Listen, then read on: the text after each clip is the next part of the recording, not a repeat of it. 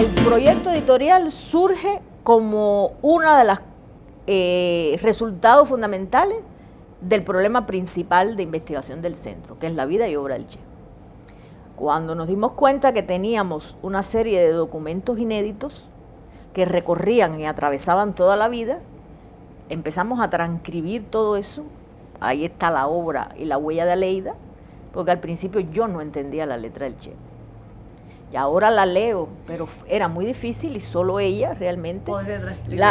Los primeros años de trabajo en el centro éramos ella y yo. Ellos parece que conversaron sobre la importancia o no de los documentos, y hay algunas cosas que el Che le dijo: puedes votar eso, que no tiene ningún valor. Que no tiene ningún valor como esto, no tiene importancia. Aleida los guarda. Pero él dijo eso no tiene importancia. Y entonces ella los guarda, y ya cuando, bueno, después de tantos años, nos percatamos que había una documentación en extremo valiosa, porque justamente el espacio de juventud del Che, y no es porque esté en Argentina y quiero que ustedes trabajen al Che y lo estudien, siempre ha sido el más tergiversado en las biografías, porque no hay una fuente que permita avalarlo a través de documentos. Y entonces esa es la razón por la que, desde mi punto de vista, toda la etapa de juventud, no solo historiarla o biografiarla bien en función de fecha, sino también probarlo a través de documentos. A mí, en aquel momento en que yo hice la periodización, no me interesaba mucho biografiar la infancia y la adolescencia, porque desde Cuba es muy difícil. Y teníamos como referencia el libro del Papa Mi Hijo, el Che.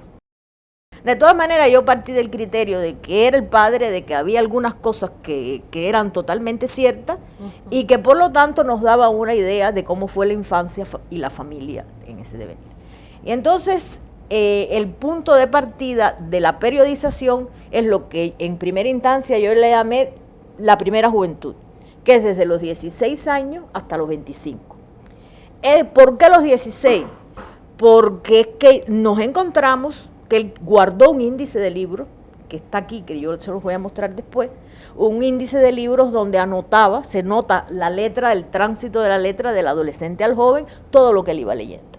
Ya había una información que no era imaginada, sino que podíamos ir demostrando lo que decían algunos testimonios, como Alberto Granado, donde él afirmaba que cuando este muchacho tenía 14 años era considerado como uno de los muchachos más cultos de su generación.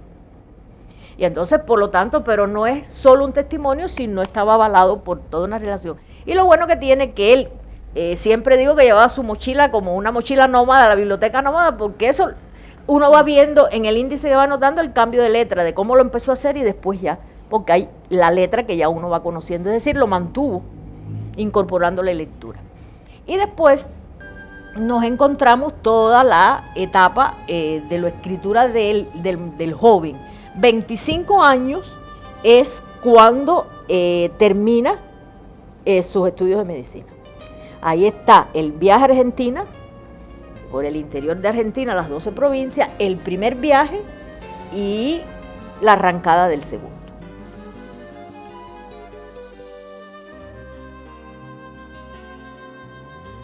Está el otro periodo, que es de los 25 a los 30. ¿Por qué razón? Porque es segundo viaje y la Revolución Cubana, la lucha. Y entonces el otro periodo es de los 30, dirigente de la Revolución Cubana e internacionalista. Es decir, así lo clasificamos, y esa es la estructura que tiene el proyecto editorial. Uno, la juventud, que de momento tenemos las notas de viaje, que es Diario de Motocicleta como nombre que tiene, y otra vez que es el segundo diario, que incluso deja inconcluso porque lo deja cuando ya él parte para Cuba. Pero estas dos cosas son importantes porque aquí está la expresión de la búsqueda de este joven para encontrarse a sí mismo y encontrar sus referentes. Hay una secuencia, porque de la misma manera que lo anotaba todo, lo observaba todo y tenía un método para trabajar y estudiar desde muy joven. Sí, a los 17 años empieza a armar los cuadernos filosóficos, que eran las lecturas que hacía, pero da la casualidad que ese método, con un nivel superior de lectura y de reflexión, porque después a las notas esas, en otro momento de su vida le anota reflexiones, que son los apuntes críticos de la economía política, a toda su vida lo hace. Desde ese momento, como método de trabajo, es el que mantiene siempre. Pero a los diarios, después los relabora como crónicas, que es esto que está aquí. Piensen ustedes, son pequeñas crónicas con títulos, que él la fue nombrando. Él lo dice que después al año del viaje, pues empieza a redactar estas pequeñas crónicas de viaje, se convierte en un cronista, con un estilo todavía medio entre lo que es su literatura mayor, pero de todas maneras aquí empieza el gran esfuerzo. En la Sierra Maestra hace un diario, que no está publicado, lo estoy preparando. Cuando se decide sobre la base de ese diario y hace estas crónicas de guerra, que son los pasajes de la guerra revolucionaria, que es así como lo titula. Y después hace los pasajes de la guerra del Congo, porque él pensaba darle a su versión y participación en las guerras de liberación su criterio y su opinión de cómo se desenvolvieron. Entonces tenía Cuba, hizo el del Congo y obviamente tenía el de Bolivia. Hizo el diario de Bolivia, que de no haber ocurrido la muerte, pues es de presumir que hubiera hecho las crónicas. Porque hay incluso biografías que dicen que uno de los errores más graves que cometió la guerrilla era anotarlo todo. Pero bueno, ¿y cómo tú recuperas una memoria? Tampoco tú piensas cuando estás luchando que mañana te van a matar. Porque yo no creo en la versión de que el Che fue a buscar la muerte, como hay muchas biografías que dicen. El papá publicó un libro que se llama Aquí va un soldado de América, que no sé si ustedes lo conocen, que para mí es imprescindible porque es la correspondencia que tiene con la familia en el segundo viaje.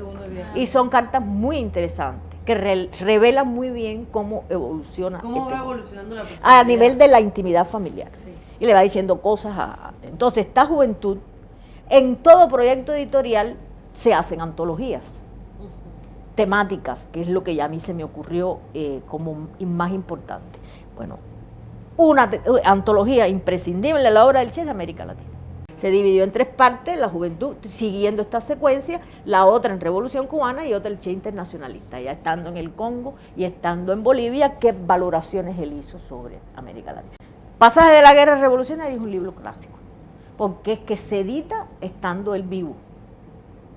Es decir, él es quien arma la primera parte de ese libro. Y por lo tanto se convirtió para muchos en el mundo el libro para estudiar la Revolución Cubana, la lucha.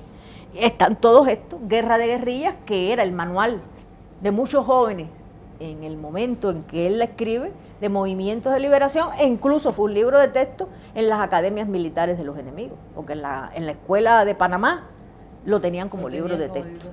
Otro texto, otra división es justamente el de economía. Ya está el gran debate, que es la polémica, que se desarrolla desde Cuba por primera vez de un país socialista, sobre los problemas que tenía la economía socialista, donde él se convierte en una avanzada de la interpretación de los problemas de la economía en el socialismo existente. Fue un crítico, pero un crítico no para los efectos de que la crítica repercutiera en, como algunos han interpretado, era un enemigo de la Unión Soviética, ¿no? Es lo que se percató por sus estudios de economía de los problemas internos que se iban a derivar de las dificultades y deficiencias de la economía en los países socialistas y que de no cambiar caían en los brazos del capitalismo. Él empieza a criticar, cuando está en Praga después del Congo, el manual de economía política del capitalismo, fue anotando, fue haciendo reflexiones y de ahí surge.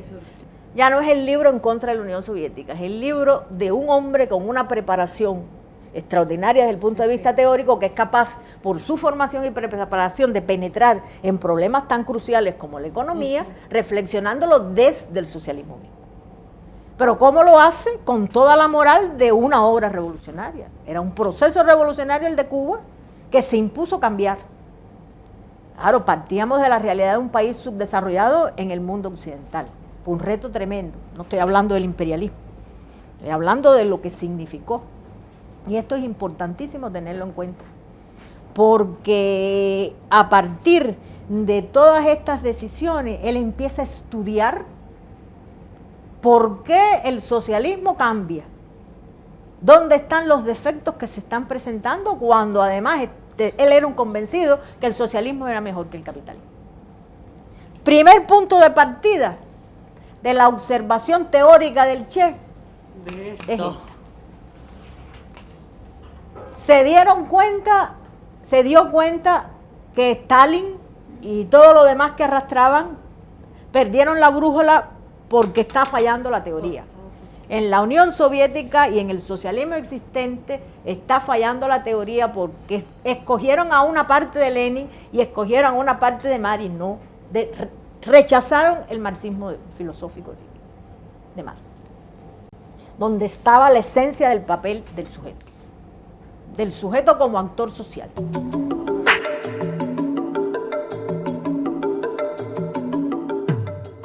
Diciendo, mi boca narra lo que mis ojos le contaron.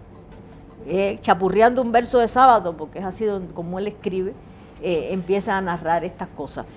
Primera observación, ¿por qué el norte argentino? Y lo hace en solitario. Arma su bicicleta, le incorpora un motor, va a buscar a Granado el propósito final.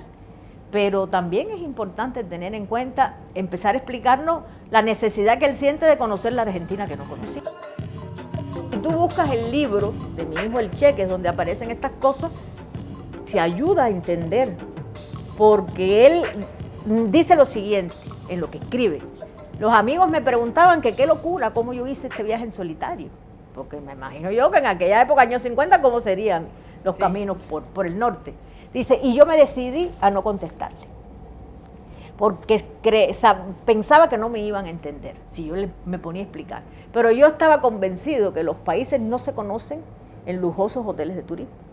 Se conocen cuando se intiman con los pueblos, en las cárceles, en los hospitales. Esa conciencia que ya tiene una mirada hacia lo social y hacia el tema del hombre, tema recurrente en toda la obra, el Che está aquí. Y era un estudiante de medicina que, entre otras cosas, ni era peronista, ni era radical, ni era comunista. Desde el punto de vista de una afiliación de partido. De partidos. No lo tuvo. No. Que ese siempre ha sido una gran especulación. Y un poco como los argentinos han apartado al Che porque decían que no tenía un pronunciamiento ni un vínculo partidario. No, era un hombre que estaba buscando espacios mayores. Claro. El viaje en bicicleta es 50. Diciembre del 51 hasta junio del 52 es este viaje. Claro. En el 53, cuando se gradúa de médico, es que ya emprende el segundo viaje. Claro. No era jovencito, pero no niño.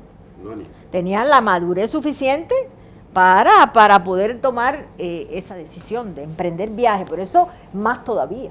Claro. Es decir, no, ahí es donde te avala a ti que ir hacia el norte no era un capricho.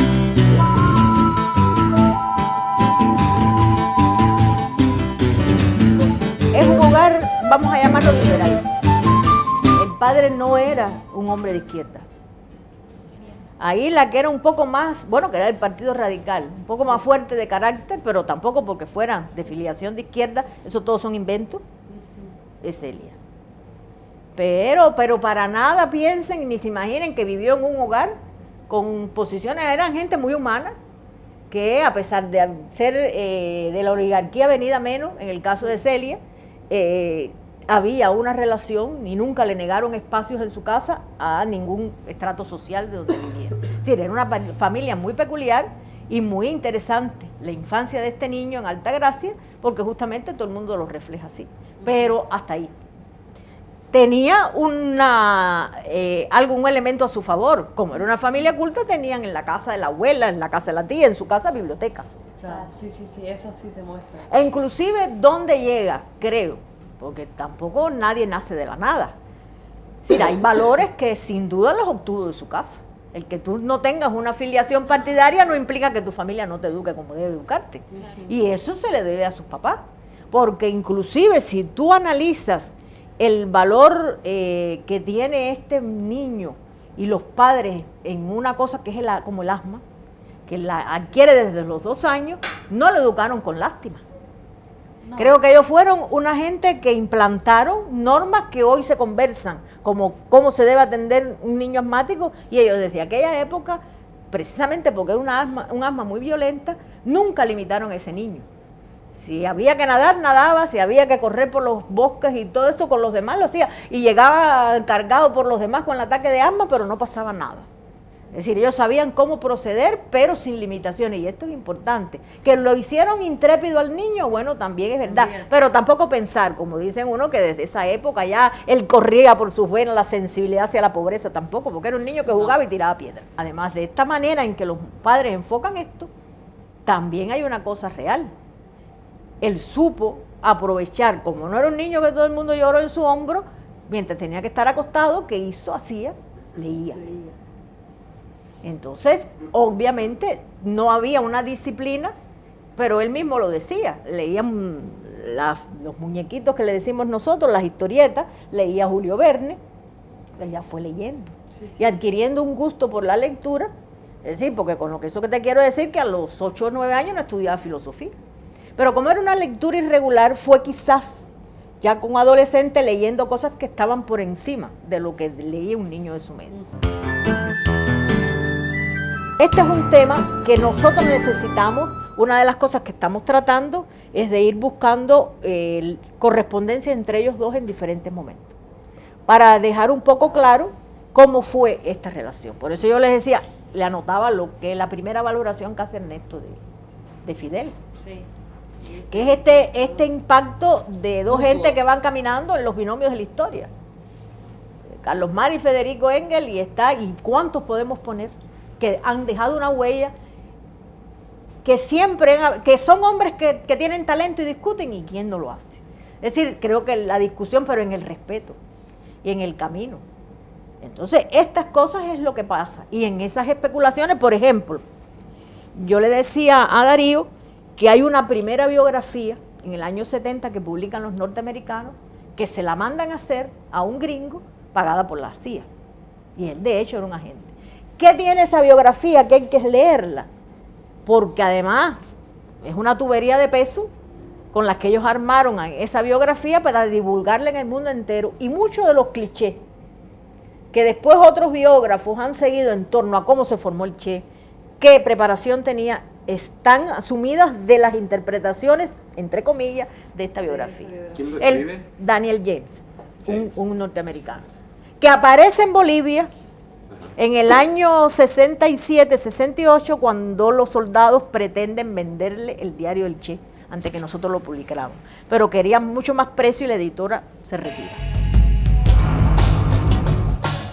Si tú me preguntas a mí, ¿por qué escribió El socialismo y el hombre en Cuba, que es un folletico? Sí. Yo cuando tengo que hacer algún curso sobre el Che, le digo, empiecen por ahí y terminen por ahí. Porque para mí El socialismo y el hombre en Cuba fue una provocación del Che. ¿Cuándo lo publica? Cuando ya decide irse de Cuba para emprender su camino internacionalista. Y quería dejar una síntesis de su pensamiento en un proceso revolucionario como el cubano, que además era socialista y que marcaba pautas para los países subdesarrollados que querían enfrentar el socialismo. Ahí, si tú lo estudias, te das cuenta que son ejes imprescindibles del pensamiento del Che. Pero lo que pasa que, porque yo digo, empiecen por ahí, terminen por ahí, porque si tú le vas ubicando, esto es lo económico, esto es lo cuanto, tienes que después ir a buscar en su obra. Por eso la necesidad de ir haciendo antologías, Claro. para ordenar, antologías temáticas y cronológicas, para ordenar cómo este pensamiento y esta acción revolucionaria va creciendo. El problema está que si tú haces una biografía igual que las que han hecho los demás, aunque esté muy bien hecha, te va a decir, bueno, la puedo comparar con la de Anderson, está bien. Hasta que nosotros no tengamos la cantidad suficiente de documentos que avalen las diferentes etapas estas que yo les he explicado, no vale la pena. Por eso procedimos, a pesar de que nos han criticado, antes de hacer la biografía, editar al Che. Para mí, hay ejes que son imprescindibles y que se combinan en lo teórico y en lo práctico. Yo parto de una columna vertebral, como yo les decía, que es la filosofía. Aquí está, lo recorre todo. Ahora, esa filosofía va teniendo nombre y apellido. A los 17 años, cuando él empieza a estudiar y escribir el diario, el diccionario filosófico, por supuesto que lo va leyendo todo. Va estudiando todas las corrientes. Va estudiando todos los filósofos representativos de estas corrientes. Y va, supongo yo, que interiorizando la separación entre lo que significa la llamada filosofía materialista de la filosofía idealista. Y en este ejercicio que él se impone, porque él incluso a Galeano, en el año 64, cuando es ministro de Industria, le concede una entrevista, y ahí es donde le dice que a los 17 años empieza a armar un diccionario filosófico, porque él entendía que tanto él como sus amigos lo necesitaban. ¿Cuáles amigos? Los que debatían filosofía. En este primer viaje, e incluso en el del propio Argentina del Norte, el Che está buscando algo que se llama pertenencia. ¿Hacia qué? Hacia su país y hacia América Latina.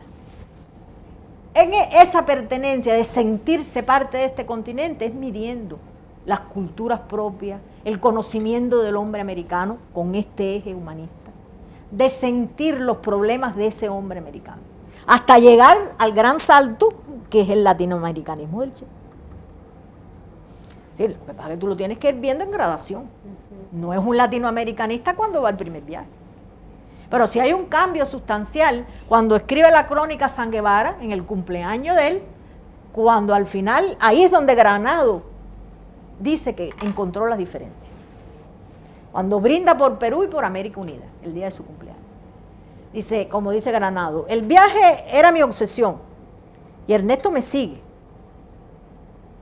Y al principio yo llevaba las acciones, pero después se me escapó de las manos. Porque su pensamiento estaba por encima. Ya yo me di cuenta que era otro. Que ese viaje lo llevó a valorar cosas que no pensó. Es el impacto. Y que lo llevan después a tesis que lo hacen latinoamericanistas. Es decir, está el humanismo, está el latinoamericanismo, está la filosofía, donde llega después al marxismo. Y bueno, por gradación. También está su antiyanquismo. No estoy hablando de antiimperialismo, pero de ese antiyanquismo en Chile, ojeada desde lejos, el primer país que visita, y que hace esta observación hasta llegar después en el segundo viaje, cuando hace el recorrido por Centroamérica, y dice, por primera vez me doy cuenta de la barbarie de los pulpos imperialistas y todo lo demás que hacen. De ahí, en todo ese recorrido, ya entonces se va sintiendo su antiimperialismo, que por supuesto se completa en Cuba. Pero este esquema teórico es el que poco a poco, sin forzarlo, tú te das cuenta que lo vas sintiendo. Hasta que culmina en el pensamiento del socialismo y el hombre en Cuba, en el pensamiento de todo esto que escribe. Y por eso es capaz, multifacéticamente, de cuando triunfa la revolución, hacer todo lo que hizo. Dedicación absoluta, ponerse a prueba el ejemplo, el paradigma, porque todo ese conocimiento lo vuelca en acciones concretas. Porque lo importante que tiene la vida de Ernesto, y por eso hay que mirarlo en este espacio general, es que es un hombre que se va proponiendo ser cada día mejor. Tú puedes compartir o no la lucha de guerrilleros, tú puedes compartir o no algunas frases y algunos criterios, tú puedes incluso compartir o no el socialismo, pero lo que sí está claro que esa coherencia de vida y obra es uno de los rasgos esenciales de este hombre, que murió conscientemente y consecuentemente con lo que había hecho y que había elegido. Es decir, eso es así y de esa manera hay que verlo. Sí. Pero ¿qué resulta importante? Que no solo es esta búsqueda en la práctica, sino que hay una búsqueda en lo teórico como un binomio que interactúa permanentemente a lo largo de su vida. Y eso es importante, porque para mí es lo que determina el peso y el nivel de su pensamiento en función de que no es un pensamiento abstracto, sino que está avalado por la experiencia práctica, que él se impuso a adquirir. Ese era Ernesto. Sí, una visión. Ese era el Néstor.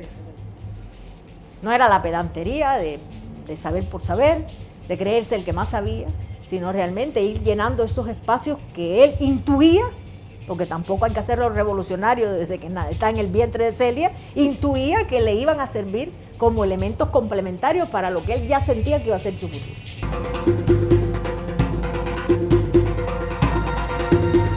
Porque es que el Che fue creciendo más allá y se dio cuenta de que la lucha no podía quedarse a nivel de un continente. Cuando hablaba de crear 2, 3, muchos Vietnam, era para América Latina, pero también para el mundo entero. Y aquí tenía por qué, ya mirándolo desde el socialismo. Él partía de la base, en el discurso de Argelia y todo lo demás que hace, que el mundo subdesarrollado tenía que unirse. Y que a la larga esa unión tenía que responder a un esquema socialista. Porque si no, no se lograba realmente un verdadero cambio y un salto cualitativo en nuestros países. Que tenían que empezar un socialismo siguiendo como lo hizo Cuba, sin dejarse forzar por esquemas de manuales ni tradicionales, sino que cada socialismo en el país tenía que adecuarse a sus realidades y a sus especificidades. Pero que sumado todo esto al socialismo defectuoso, no era para que se cayeran, no pensaba en eso.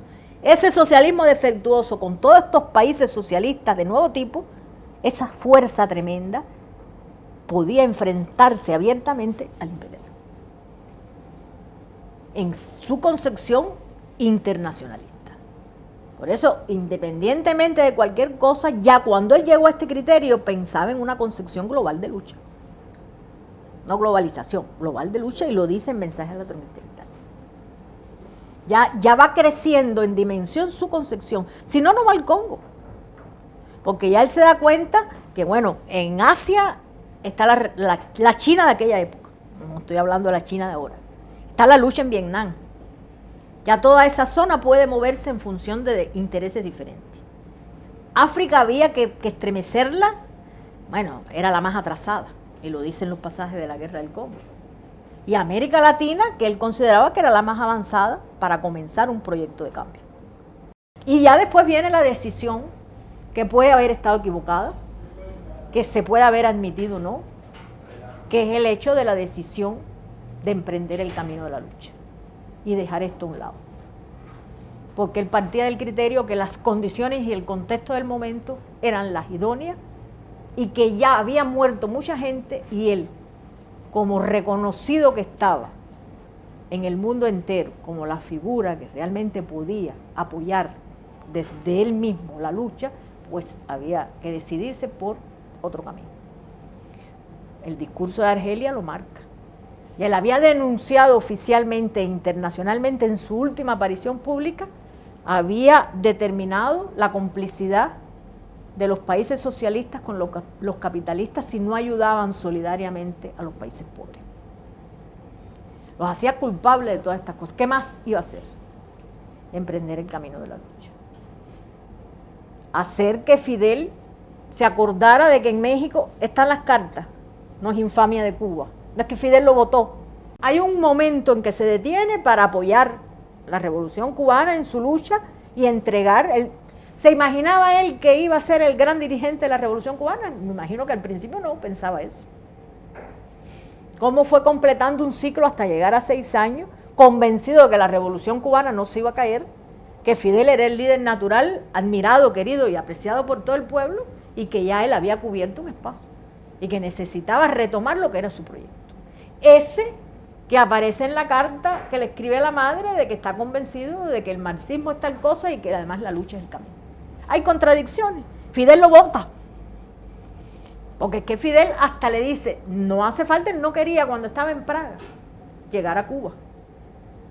Quería seguir directo. Y Fidel le dice, nadie va a saber de tu presencia. Es en la carta.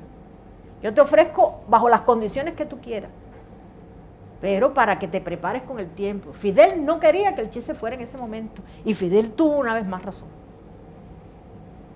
Porque Fidel sabía lo que era el inicio de una lucha guerrillera. Preparar las condiciones es muy difícil. Y ya el Che no era tan joven.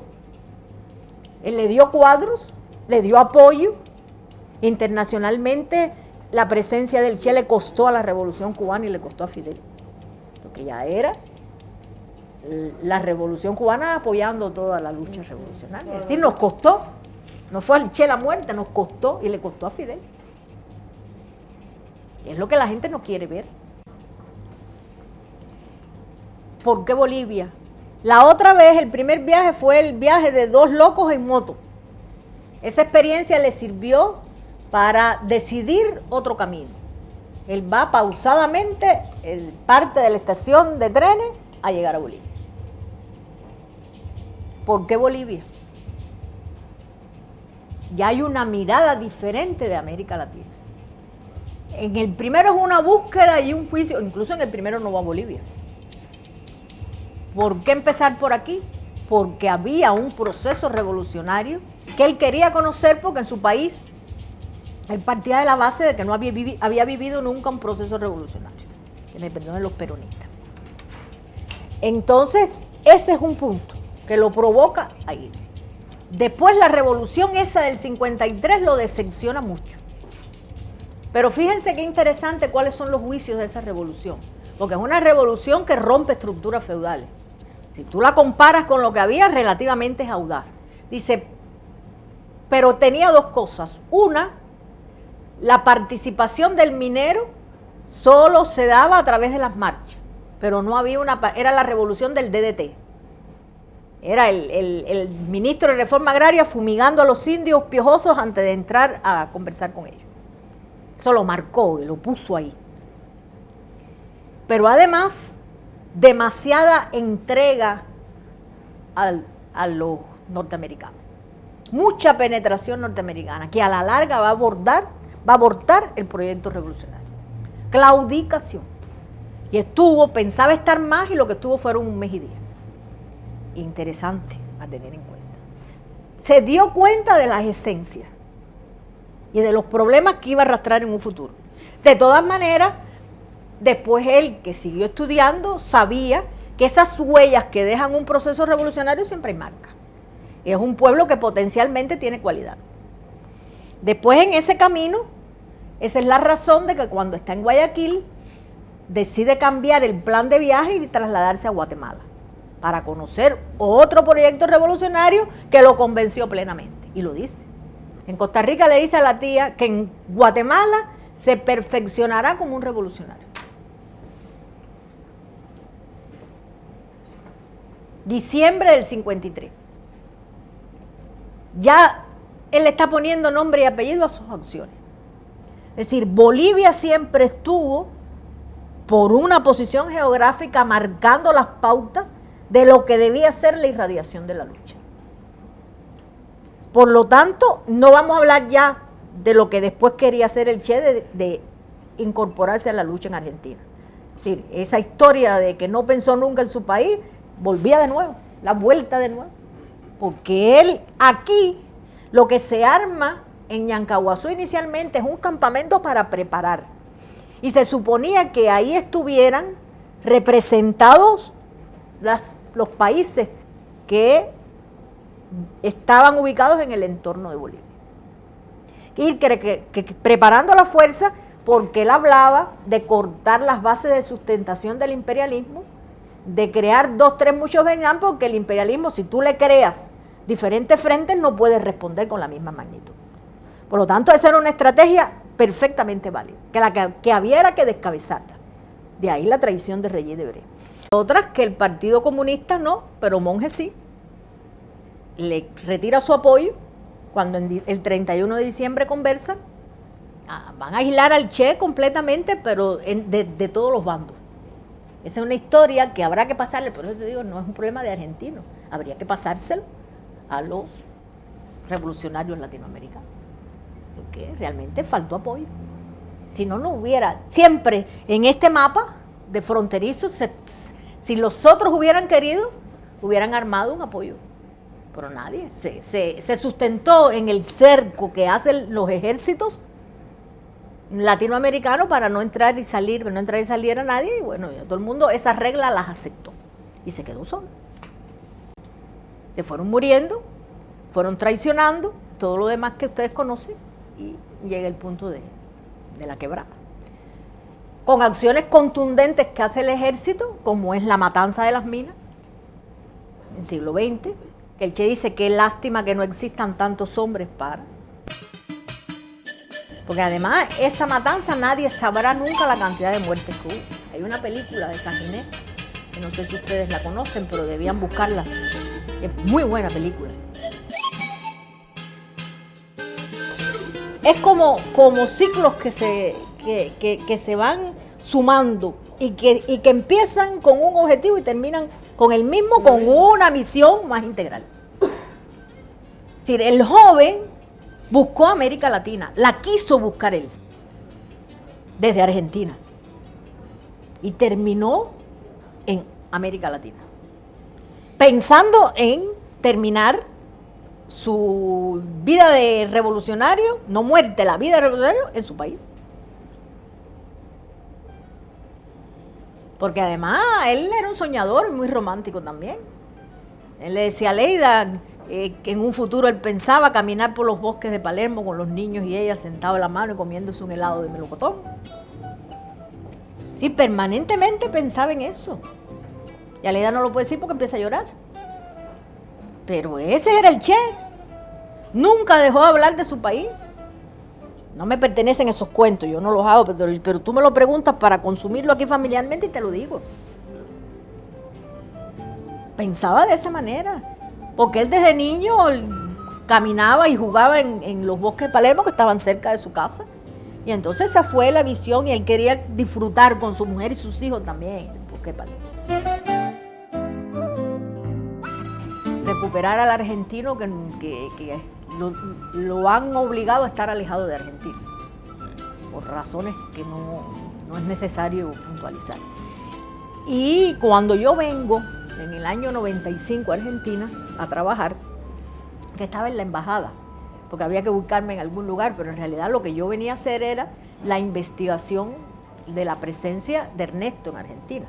Me llama la atención y la necesidad, no solo porque quería biografiar esta etapa, sino porque aquí me estoy dando cuenta de que este es un joven, ya teniendo el antecedente del viaje por el interior de Argentina, que quería conocer profundamente a su país y que además en su país, esto yo creo que te lo comenté dentro de las muchas cosas que hemos conversado, que tú sientes que hay un Che argentino y que Argentina le dio la base de su formación, que no hay que buscar formación de izquierda, sino realmente los valores esenciales, esos que caracterizan al Che, desde aquí están, se pueden avalar, con su actuación y con su búsqueda de conocimiento.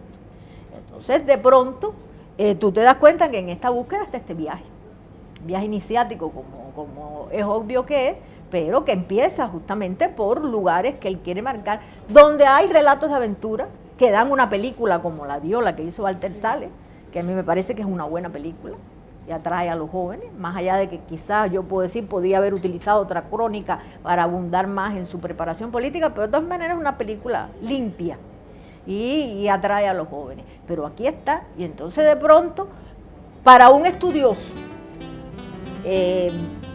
ir a los lugares que se están describiendo, pues bueno, sí. Por supuesto, la coyuntura de que me invitaran para acá, para mí resultaba imprescindible, porque es que hay cosas que tú necesitas tocar, por lo menos los investigadores tenemos ese defecto, de sentir, de que la aprehensión esa de los lugares, y eso fue lo que me pasó con San Martín, porque yo había oído a Granado, yo había leído a Granado, leí el Che, y entonces ya era un poco como participar de toda esta experiencia y de esta aventura, y